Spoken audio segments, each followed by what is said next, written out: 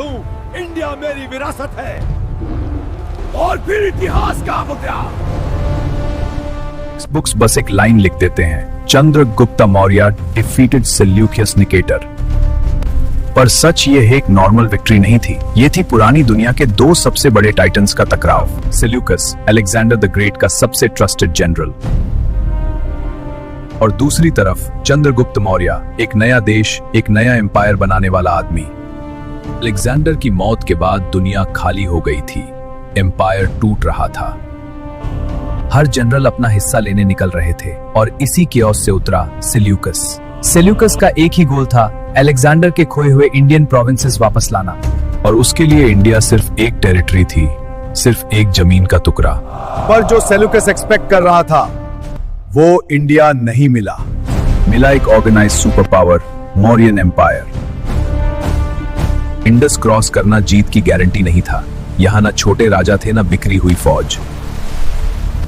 ये कोई climactic battle नहीं थी, ये थी थकान की जंग, महीनों का स्टैंड ऑफ बिना डिसाइसिव स्ट्राइक के। सेल्यूकस के पास थी मैसेडोनियन फैलैंक्स, चंद्रगुप्ता के पास द 9000 वॉर एलिफेंट्स, उस जमाने के टैंक्स।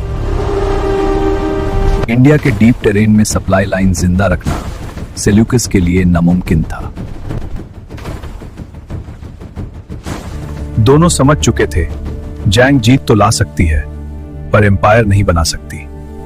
और इसलिए सेल्यूकस ने 4 बड़े प्रोविंसेस दे दिए, आर्या, अराचोशिया, परोपनिसादे, गेड्रोशिया।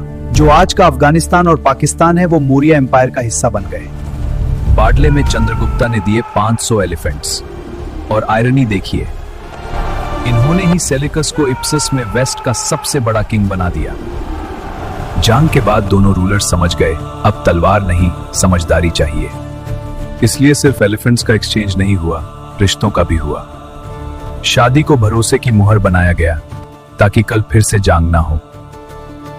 भरोसे के साथ एक ग्रीक राजदूत मेगास्थेनीज मौर्यन दरबार पहुंचा, देखने और लिखने के लिए। इस तरह मेगास्थेनिस ने दुनिया को दी इंडिया का एक्सेस, अपनी बेस कीमती किताब इंडिका से।